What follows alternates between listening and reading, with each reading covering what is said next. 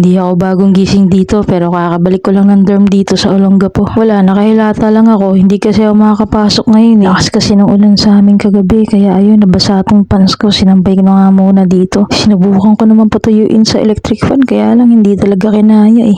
Absent tuloy ako ngayong araw. Sayang din yung 605. Kesa tumunganga nga, nag-decide ako na umalis na lang dito sa dorm. Umalis para mamalengke, hindi para lumayas. Dito nga sa Olongapo, hindi ka naman mauubusan ng palengke dito. Merong bago, merong luma, may mga talipa pa, tapos meron ding Pag-asa Market. Sa Pag-asa Market nga ako mamamalengke ngayon dahil ito yung pinakamalapit ng palengke sa dorm ko. Nung college ako, nagpupunta ako ng Pag-asa para gumala, kumain, pero ngayon pupunta ako dito para mamalengke. First time nga yan. Habang kinukuhanan ko nga itong Pag-asa Market, merong tomboy din na nakakilala sa akin. Hindi ko talaga alam ano i-react ko every time may makakilala sa akin, kaya pasensya na ha. Dito pala yung food court ng Pag-asa Market. Minsan tara, punta tayo dito. Itong palengke na to, kilala to sa mga tela.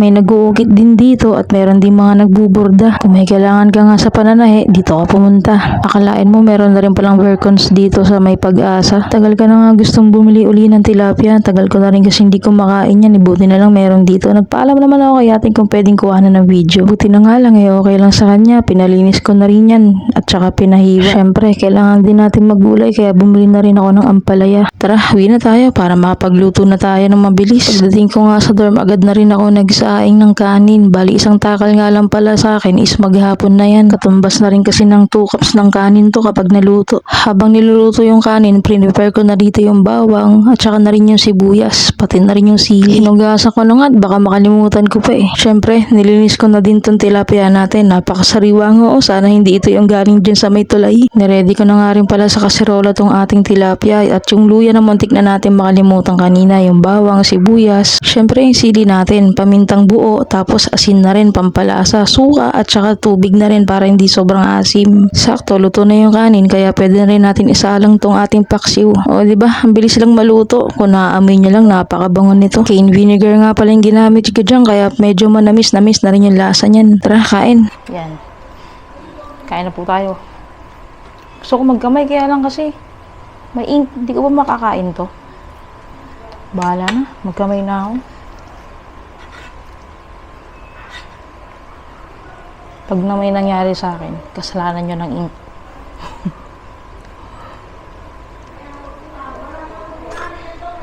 Toyo.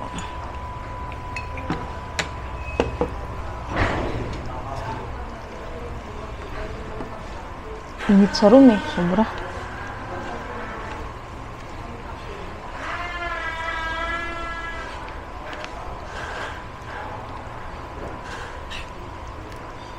Kain.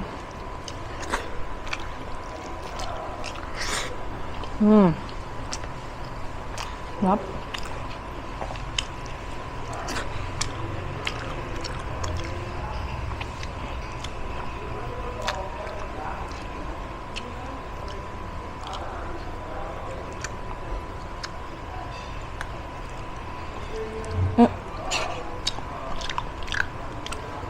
Hindi lang ako magaling mag-himay ah.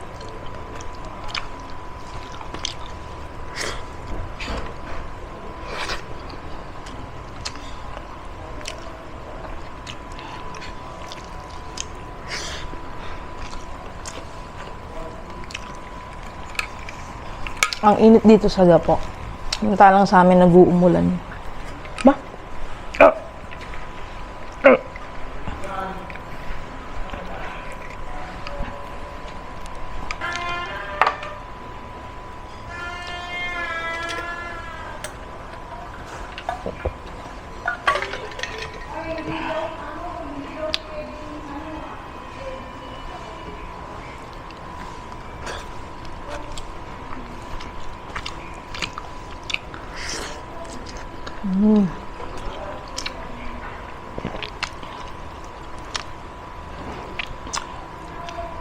Parang ngayon lang nakapag-ulam ng isda, no? Yung isda ko kasi delata eh.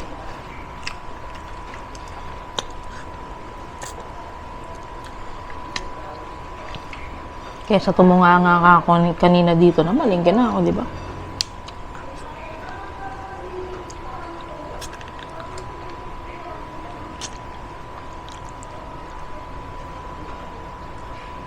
Hmm.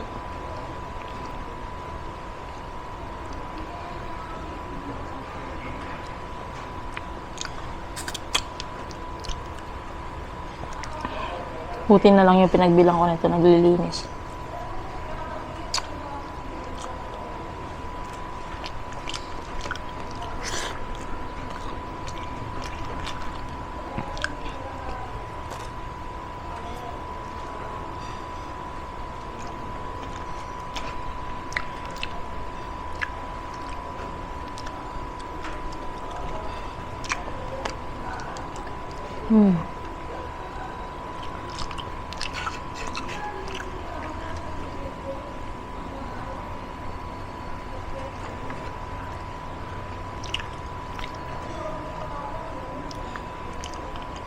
Ang dami tinik.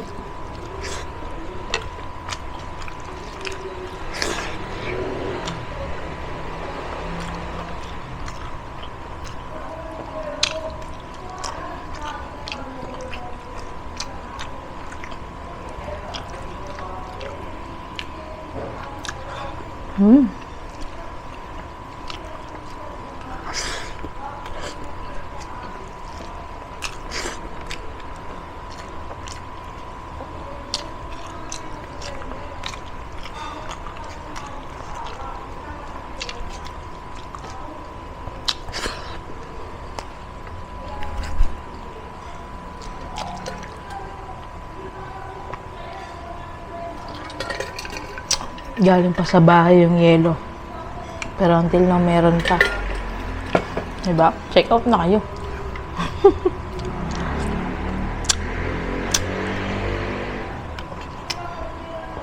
Mas mura kumpara sa Aqua Flask. Pero quality naman. Tagal na sa akin yan eh.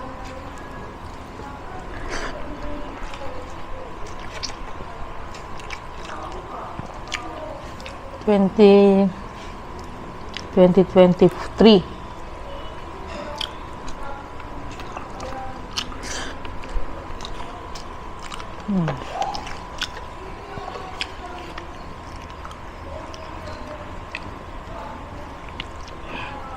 Dito tayo sa part ng ulo.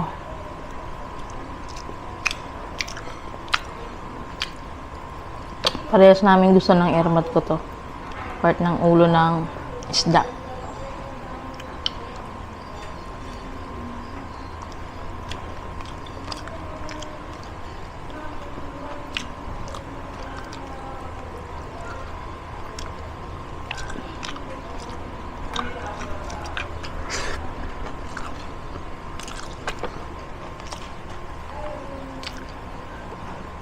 Sa totoo lang, nahiya akong kumain ng isda sa video kasi hindi ako magaling maghimay. Ang hirap-hirap. Parang maiinip kang panoorin ako, ganun.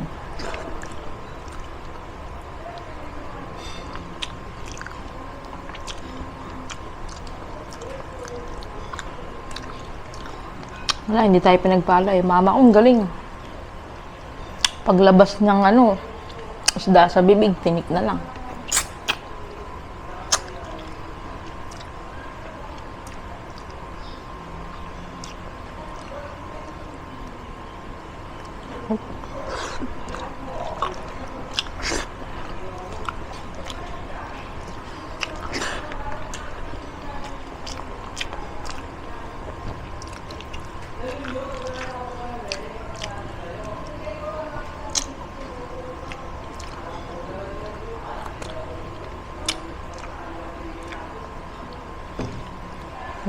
Taba oh.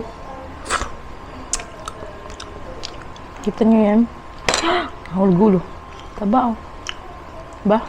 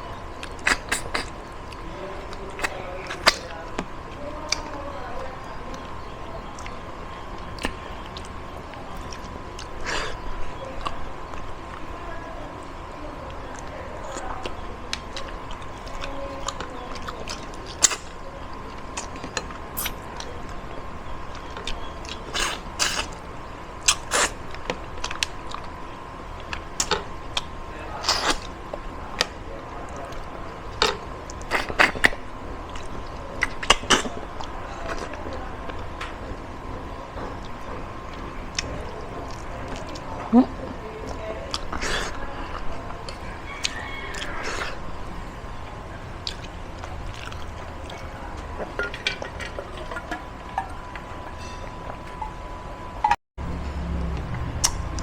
yung video natin. Ito na naman siya sa nag-i-stop.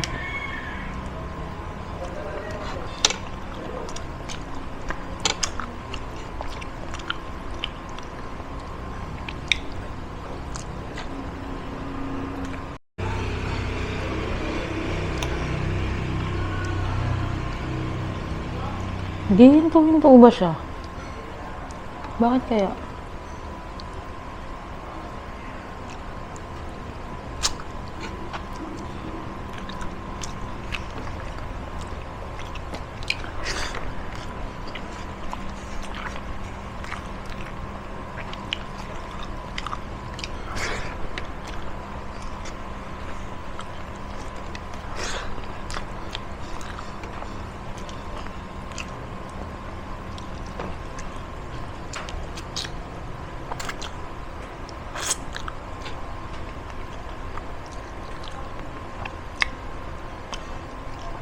Kaya madalas talaga binibili ko sa tilapia, malaki.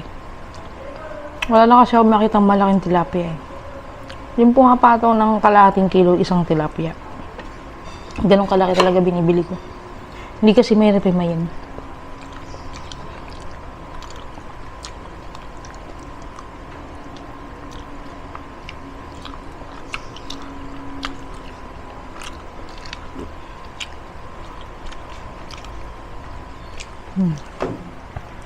Ang kalat.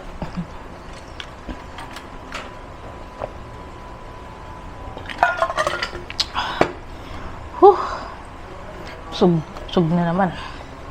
So yun. Yan dito na lang. At happy lang ako kasi kinakain po talaga akong isda. Sa bahay kasi pag uwi ko, karne din yung ulam eh. Kaya yun. Maraming thank you and pa-subscribe na din po. Kung hindi ka pa nakasubscribe, iwan ka na rin ng comment. Follow mo ako sa Facebook tsaka sa TikTok nyo lang. Sige sa next video.